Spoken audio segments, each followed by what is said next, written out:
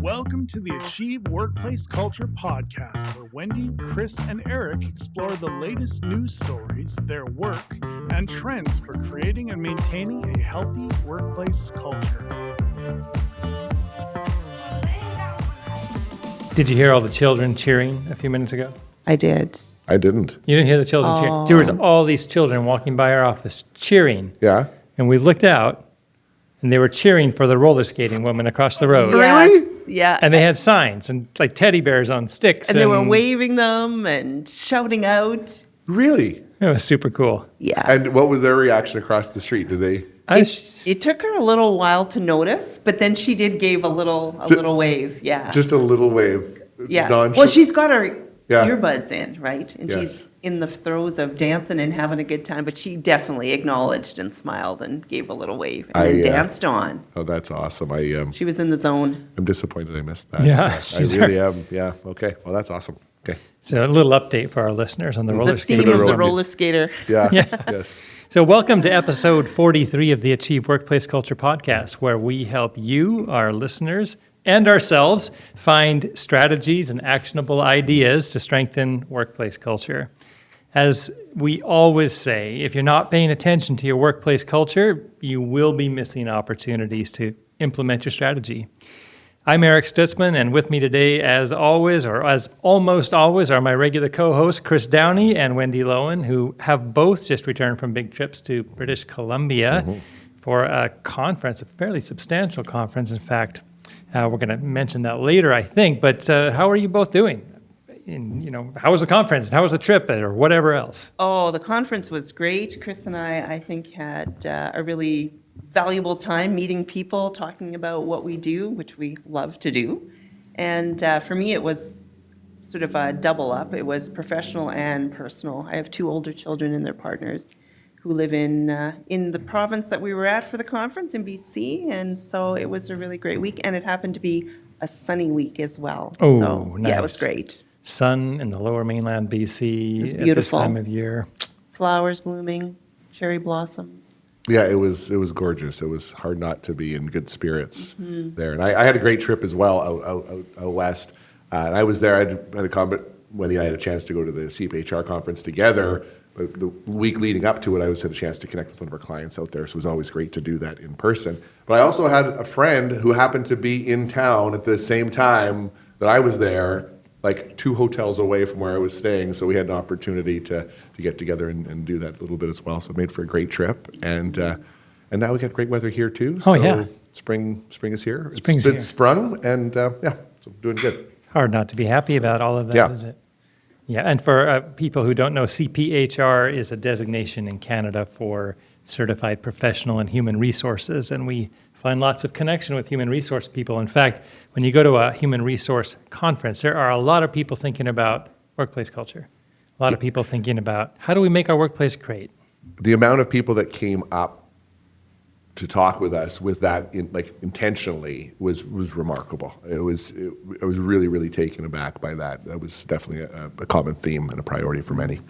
Yeah, I think, Chris, you and I both left feeling inspired by like-minded people working to create great workplaces.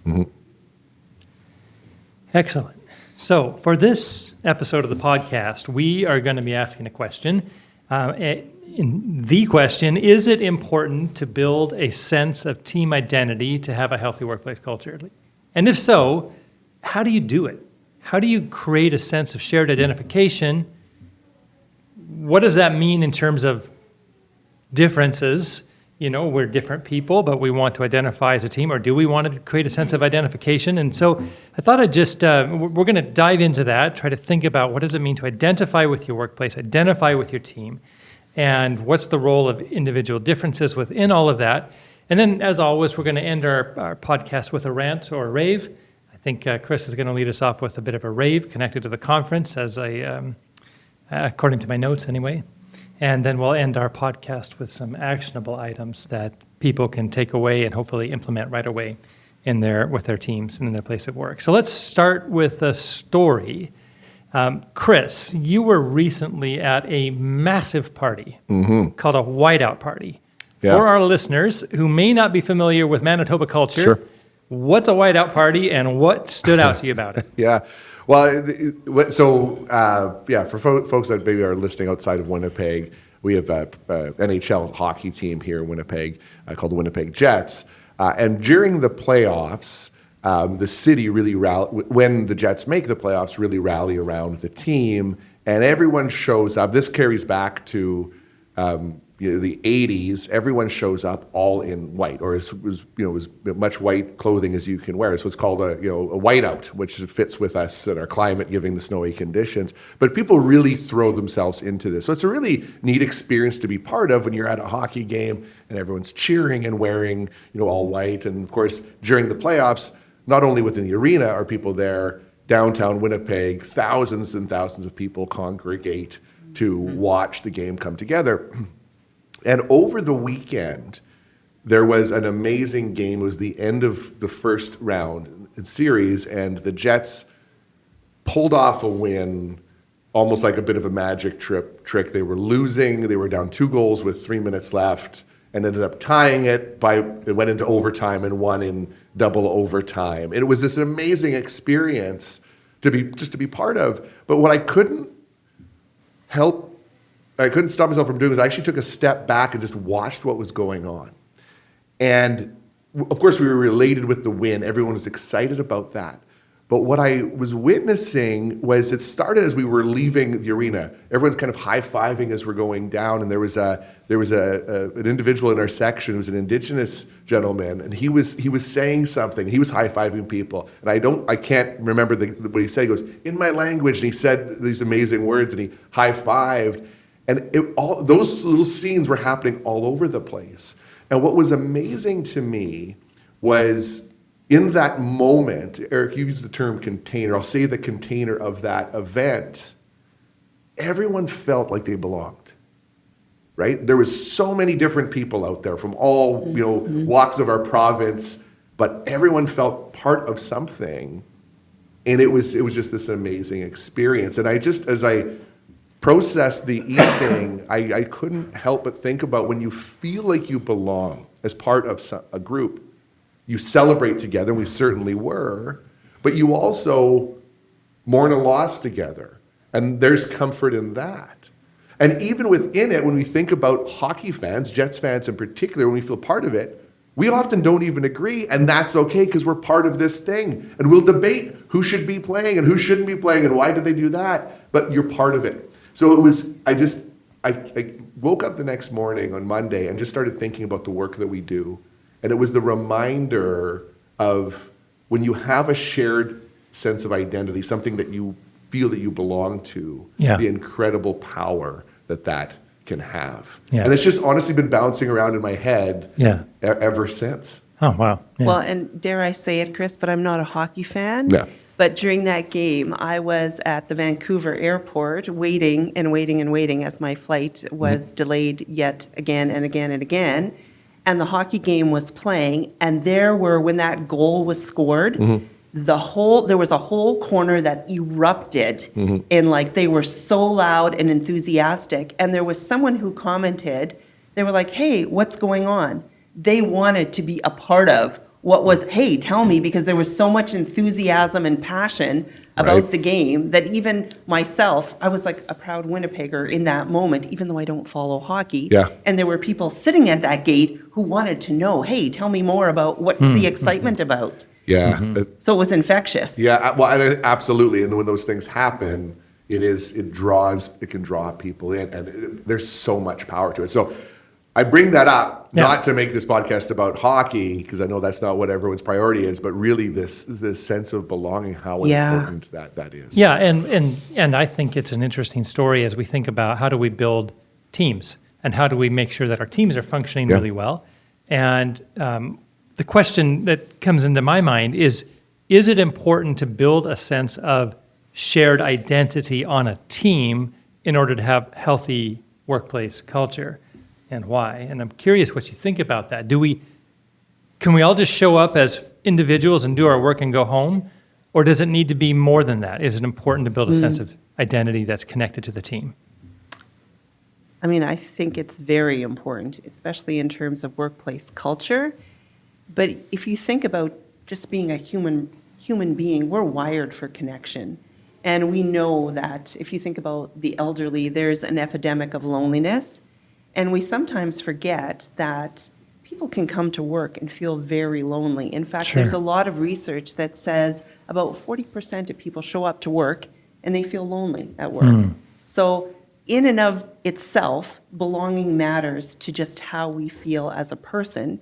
But in addition to that, if we feel like we belong to this organization, we're excited, like people are about the hockey game, we want to be involved, we want to give our best, we're engaged, we talk about our work in a positive way, we trust our colleagues. There's so much spin-off from feeling like this is the group that I belong to. This is my network of people that I can trust. And I'm appreciated. Not just that I belong here, but that my uniqueness is valued. That what I bring to this group enhances the group. I belong here, and I'm appreciated for what I bring. I think it's really important to our sense of well-being on just a basic human level, but also in terms of us being able to do good work together. So we have to belonging matters because it makes us feel good and it helps us do good work. And you also talked about, individual identity, though, is still important in the midst of that, being recognized for who you are as a part of that. So let's get back to this idea of a whiteout party for a second. So you got tens of thousands of people dressed all in white, all cheering for the Jets, high-fiving each other, do they lose their sense of individuality in that moment? Yeah. Is that, I don't know, like, what do you think? Like, is this about me and my experience with the Jets, or about us and our experience with the Jets? And what does that teach us about our workplaces? Yeah, well, I've thought about that. I'm with you. I think what that creates is something shared. So now, granted, everyone's wearing white. There's no shortage of uniqueness out there, and everyone is showing their personality in their own unique ways. But what we have in common, it brings people together. And then you, like I said, when I think about that individual that was speaking his language, watching people come down, they were intrigued. We're sharing this experience together. So we actually have something in common, where maybe in other environments it might not appear that we actually do, but we really have more in common. So the idea of us having the shared identity, even though we're unique individuals, gives us something in common. That's that sense of belonging. And then I think that just opens up so much opportunity. When we feel included, then to me, I think it actually, on the surface, someone might be standing on the outside and go, oh, everyone looks the same. They're all wearing white. But when you get into it, it's this welcoming environment where everyone, can just be themselves, speak their language, dress how they want, and it's accepted. So I think it actually is a breeding ground for more opportunity to let yourself through, because we feel like we're part of something. We feel like we belong. I think that's really important. You said we have something in common that brings us together, that matters to us. Yeah. And that becomes the thing you rally around, That's right. What we have in common. We don't have to separate ourselves out in terms of our differences. We can speak our language, we can bring our uniqueness, our gifts, our talents, but we're all there because this thing matters to us. Yeah. And when you think about workplace culture, it's the same. Our mission, our mandate, this matters to us. It should be known why we do the work we do, not just what we do, because it matters, and it should matter to all of us. Yeah, what I think is interesting here is the yin and the yang, or the polarity between individuality and team. And it isn't something where you can say, should we have individualness or should we have teamness? I'm not sure what the right word is. The answer is yes to both, right? Yeah, absolutely. And I wonder if many workplaces might benefit from thinking about both of those things. And for the purpose of this podcast, I think we need to be thinking specifically around, well, how do you build shared identity? But I think we're also saying building shared identity, or, I identify with this group, isn't about saying, and therefore your individualness disappears and your specialness disappears, but rather that who I am and what I bring becomes part of the whole, part of this exciting or important purpose, team, group. And so a number of years, let me tell a story. A number of years ago, I worked for an organization, a national organization that had been around for 50 or 60 years at the time and had a very sort of mission-driven purpose. It was like a workplace-oriented organization that did labor relations kinds of work. And when I was hired, I was immediately given some beautiful swag, like a nice jacket with the logo on it. I was given a nice briefcase with the logo on it. I was given, a nice notebook with the logo on it. And then I was sent off to a retreat center for 3 days with other new staff, and where we learned about the history of the organization, the story of the organization, the purpose of the organization, its values. And as we, after that sort of initial orientation, soon after that, we had a national meeting of all the leaders in the organization. There were about 60 of us, and we all showed up, and all these people are wearing their beautiful black jackets with their logo on it. And it's like, I'm a part of something. And it just felt so good to feel like I'm a part of this group, and this group has a mission and it has a purpose. And it made me not want to let the group down. Right. Like I wanted to bring my best because I'm a part of this really sharp and looking group, and I can identify with the story. So I feel like I learned a lot from that to say, hey, there is something important about the visual markers, whether it's the white that people wear at the whiteout party, or it's the little thing that sits on your desk that says, this is my name and here's the logo of the company. But there's something that says, I'm connected in some way. Yeah.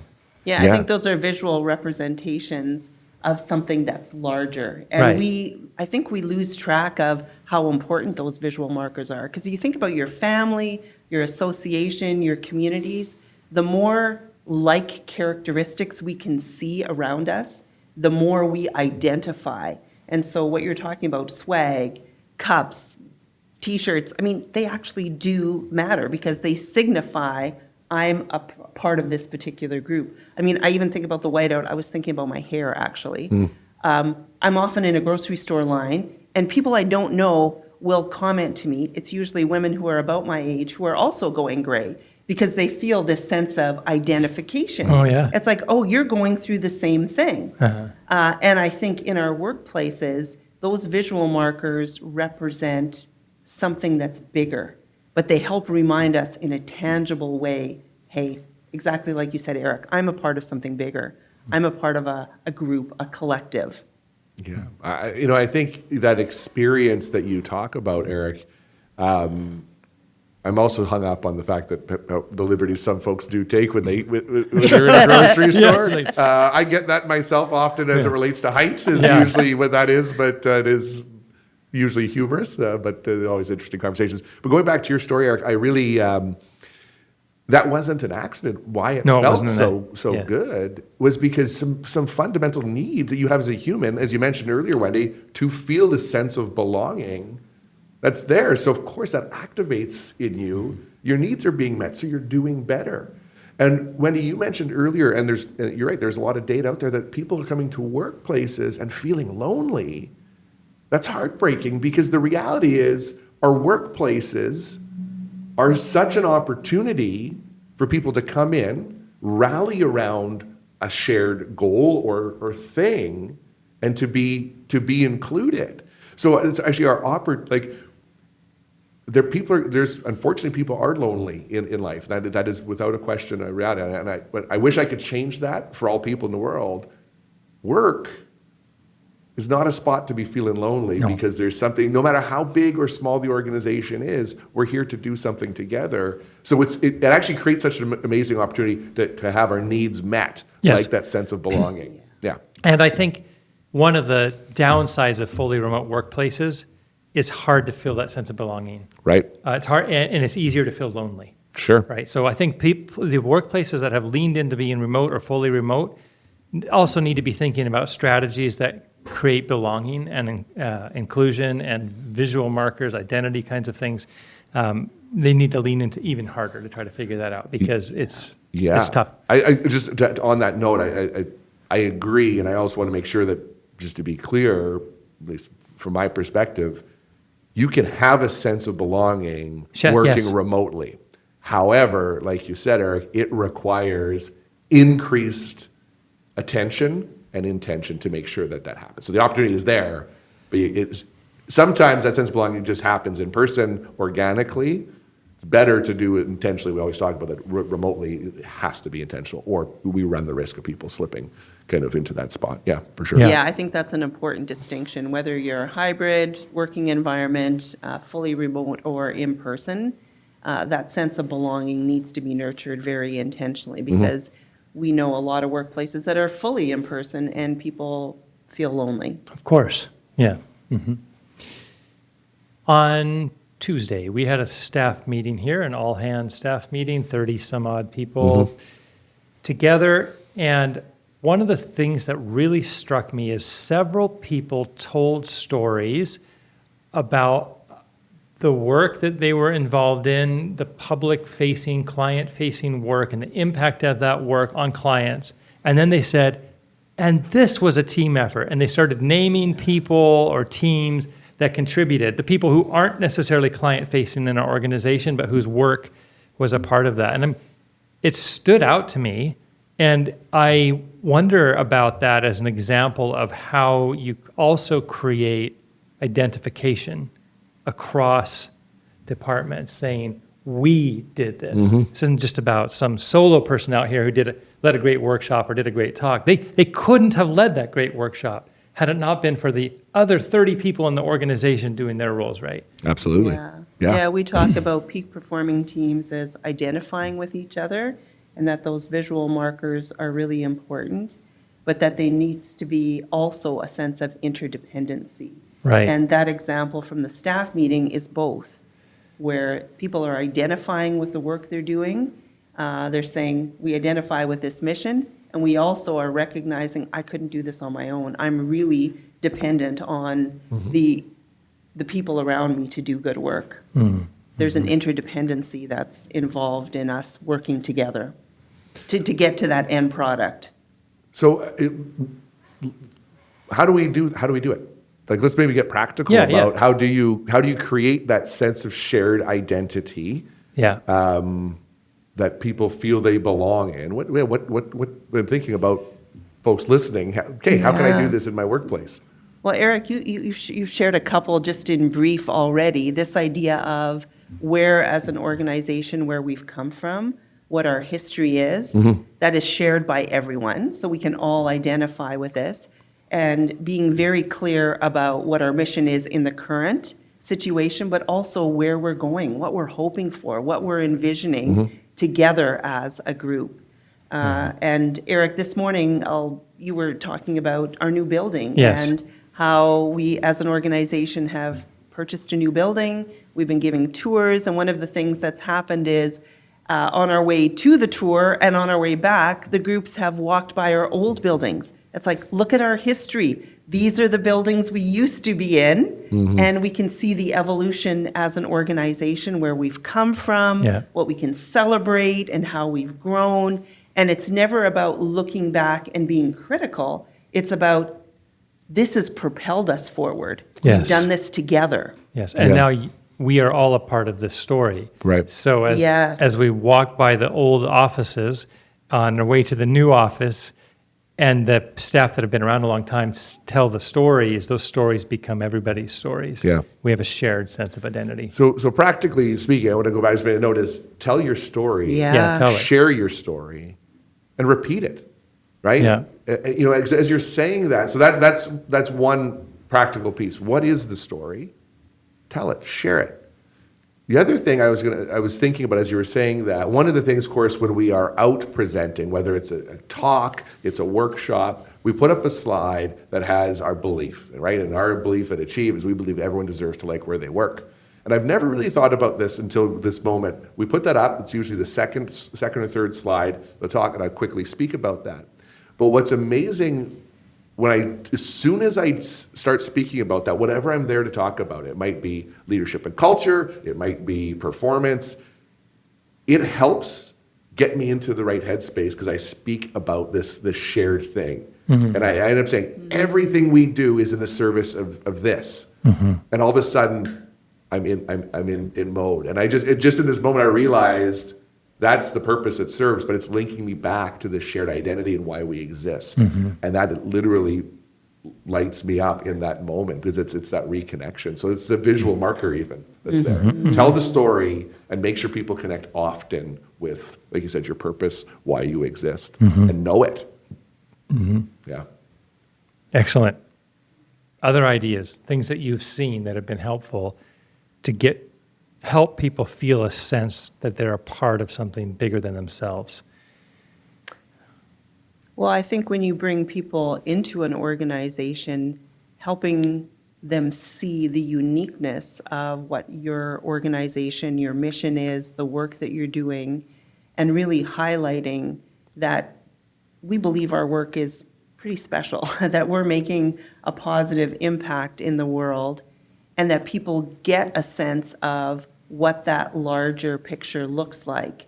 So as we invite, especially new people, we're setting the stage for their experience of our organization to tell the story, but then also to give them that bigger picture of, here's what our organization is about, this is what we do, here's where you fit in. And then one of the rituals or the traditions that we have is new people have the opportunity to meet with the other departments and to hear about the work that they do. So they see whatever their role is, whatever their responsibilities are, how they fit in with the larger organization and the work that we're doing together. Yeah, that's so important, Wendy. And I was thinking, I was actually spending some time with a client just yesterday, and we're having this conversation, long history with this client. The challenge that they're facing is they actually do a really good job of that with new staff. But they recognize they don't do a great job of it with existing staff. So they have folks that have been there for 25, 30 years that have exhibiting behaviors that are kind of out of step with really their values and their vision. It's like, and realizing how often are we talking about this? We're making assumptions that people do. So without question, someone's coming in, it's a prime opportunity. They're usually open to it because they're there, they're excited, they're motivated. Tell your story. Why do we exist? Absolutely. But where are your opportunities on an ongoing basis to reconnect people with the purpose and why we exist? I'm going to say when we win, that's an opportunity. Let's make those connections like we were doing at the staff meeting. Couldn't have done this without you. But also when there's a challenge. Yeah. Even when someone fails and we need to have a performance conversation, let's connect that conversation to why we exist, what we're here to do. It's going to make the feedback more meaningful without question. And it's probably going to help build connection with somebody. Yeah. So I think let's not lose sight of the folks that have been here. I think it's a natural tendency to kind of sit back on our heels a little bit. Well, they're a lifer. They know it's like, no, we can disconnect. So we need to make sure they're staying connected through story. I think it's important. Yeah, and even those challenging times are creating a shared experience Absolutely. That create a part of what will become our history. Right. And even that is an identifying marker. Like if you think about social events that you're in, as you're talking, Chris, I was thinking about sitting in a stuffy musical competition where nobody was talking to each other. Everyone's sitting up very prim and proper, and the electricity went out. So that was the shared experience, no electricity. All of a sudden, people start talking to each other. It's a challenge. We're in this situation. Right. And I made connections in that circumstance with people that I've maintained my connection with. And at work, too, when we have things that go sideways, think about what happened over COVID, where that was a pretty big challenge for a lot of organizations. But now we can look back and talk about, look how we maneuvered through that. Right. Look what we learned. Look, and it gives you, we got through that, we can get through this. It almost sets you up for the next challenge. It's like, no, we have this network, we have our people, we know how to navigate this. Yeah, absolutely. I agree with those. in challenge, that can really be an opportunity to connect. How do we want to go about this?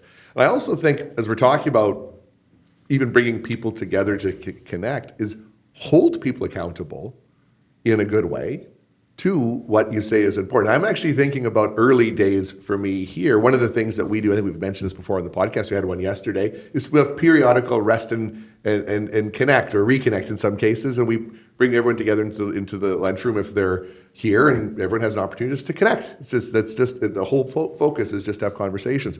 Well, I'm remembering it was my first summer here. I honestly didn't really know much about the Rest and Reconnect. I saw an invite, didn't know what it was about. And I was in my office working, I had my door closed, and Eric, you walked by, you pounded on the thing, you said, Rest and Reconnect, go. And in that moment, it was lighthearted, but you were actually holding me accountable, saying, this is something that's important to us. Go participate. And it was actually through that prompted me, again, and that was lighthearted, but I understood it, and I went, and what felt really good about it was two things. I remember thinking about afterwards, well, that was really cool. Got a chance to meet my coworkers in a better way. And I actually thought how cool that was that you didn't let me off the hook on that. You could have just walked by, but you didn't. Like in that moment, I see that as accountability, but done in the right way. Oh. You know what I'm saying? Yeah. Accountability isn't necessarily bad. No. Right? There's no judgment. It's just like, hey, get out there. And, Yeah, okay. and one of our values is togetherness. Right. And it's not just togetherness in the work that we do, Sure. but it's togetherness That's right. in the fact that we're sharing this space. So let's get to know each other. Let's create a sense of belonging outside of just the work that we do. Yeah. And so that was a moment of accountability to creating belonging, but also it represented one of our values that we do hold people accountable to, and we should. And linking this to something you said before, Wendy, about when you're part of something, people want to do that. One of the things I've noticed, at least I'll share my own experience. I can only speak to my experience. But when we have those moments when we see people living our values or doing something, I'm drawn to like, oh, I want to do that. Mm-hmm. Right? Sky here was participating in one of our workshops just yesterday. And we were having this conversation, and Sky and Kat shared kind of their experience of the land-based wellness workshop. And I say, whoa! And what was cool was their participation in that was a demonstration of our values, as obviously the delivery of it was a demonstration of our values. And I felt this immediate pull to say, I want to do that. So I think when we see those things happening, it draws other people in, and it becomes. It reinforces what we want to see, the behaviors that we want to see. Yeah, awesome. For those listeners who can't see Sky, Sky is our recording engineer here today. Yes, so, yes. I realize Sky has no mic, so Sky's nodding along. There's a smile there. So that's great. We now need to get to the part of our show where we move to rants and raves. This is the part of the show where one or two or three of us will go off on a bit of a rant on something that makes us shake our head and say, really? That really happening still in the workplace? Or a rave where we say, that's amazing. I'm really inspired by what's happening there. Mm-hmm. And I think today, Chris, you've already talked a little bit about this, but you were going to... I think I hinted at it because I was so inspired by this. I hinted at it already. I often will end up with a rant in this moment, but I have a real rave to share here. That is, we talked about at the beginning of the show, Wendy and I were out in Vancouver for the CPHR conference that covered both BC and the Yukon. And there was 1,000 participants there, which was just amazing to begin with. And hats off to the coordinators for that event because it was done really, really well. But what the rave here was, so again, for folks that are listening, these are HR professionals. They're coming together for development and their growth. As I mentioned before, the amount of people that sought Wendy and I out to talk about how do we create healthy cultures. Absolutely inspired. And it wasn't just I hear I need to create a healthy workplace culture. How can I check that box? It was genuine interest. And what really excited me is these are the HR professionals that are really responsible for, contributing to this in a meaningful way. And I've been involved in HR for a number of years. And if I think back maybe a decade ago, a lot of the HR interactions that I would have would be, how do I improve this transaction? It was very transactional based. And I'm not saying that's still not important, because people need to get paid and things. That's an important element. But the theme here, the priority was, how do we do this? How do we create truly healthy workplace cultures? So my rave is just to the HR professionals. And I know, Wendy, you and I connect with HR really across the country. That's not unique to BC. We're seeing that all over the place. And it's difficult sometimes to bring organizations along, but having a group like that, really focusing on it and prioritizing it, really, really inspired me and impressed me. So that's my rave too. The HR professionals that are I'll say, fighting the good fight to create healthy workplaces people actually like. Yeah. Yeah, I mean, I would concur with that so solidly. I left the conference feeling, again, a sense of belonging, a larger sense of belonging with even people that I only met for a short period of time because they were so committed and motivated to create great workplaces. Yeah. And then you have those conversations. And there's been conversations since with some of the connections we've made. It certainly, for me, it fuels. I've had a couple late nights. We've had some playoff games that have been going on. So I've shown up a little bit tired a couple mornings. But then you have these interactions and people are doing this. You're right. You feel part of that. So it actually helps me reconnect with what I'm doing here and why I do it. There's power to it. Yeah. Yeah, that sense of belonging fuels our own energy for the work that we do. Nice. What strikes me is we have a rave. We're talking about a rave today. We don't have any rants identified today.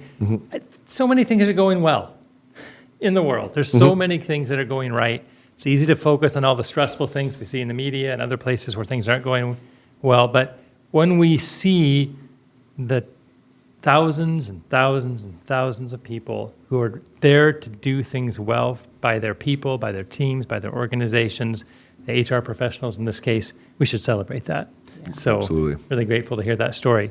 This brings us to the end of our show, and we're going to turn it over to Chris to give us or remind us about the actionable things that you can do as a listener with your teams to foster identification and build that healthy workplace culture. So over to you, Chris. Yeah, well, thank you. That was a fantastic conversation. It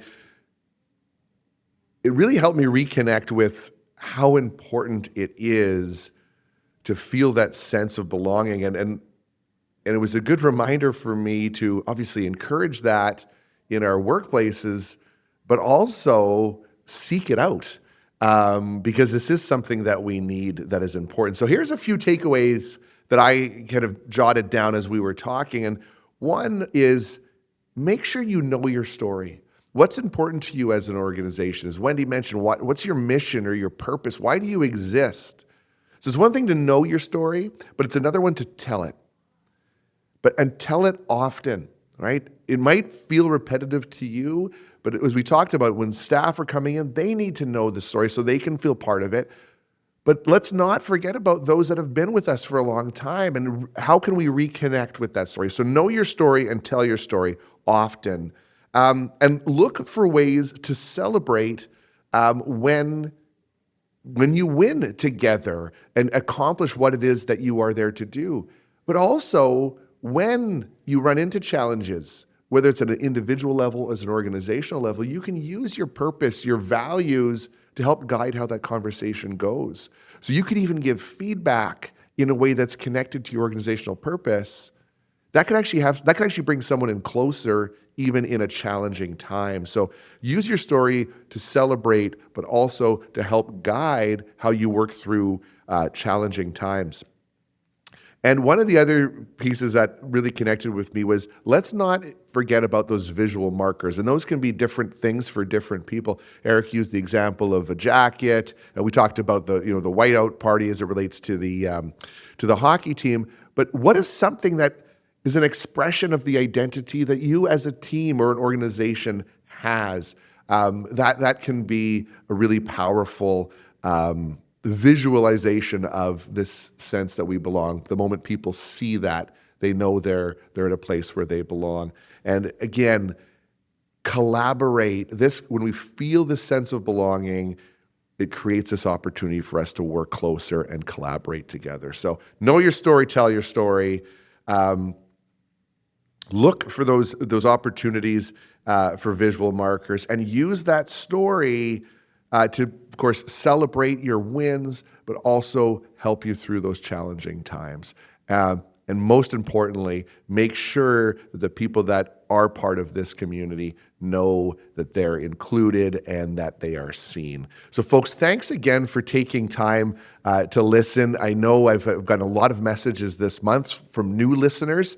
So thank you for those that are now starting to listen in. Keep the communications going. Love hearing from you. So you can hit Wendy, Eric, or myself up on LinkedIn. Always love to stay connected with listeners. Or also check us out at theachievecenter.com. There's a lot of resources that help you out with things that we're talking about here, how to create healthy workplace cultures. And just have a great month, and we'll see you next month. Looking for free resources, training, and consulting in the areas of leadership and workplace culture? Be sure to check out achievecenter.com. That's achieve, CENTRE.com.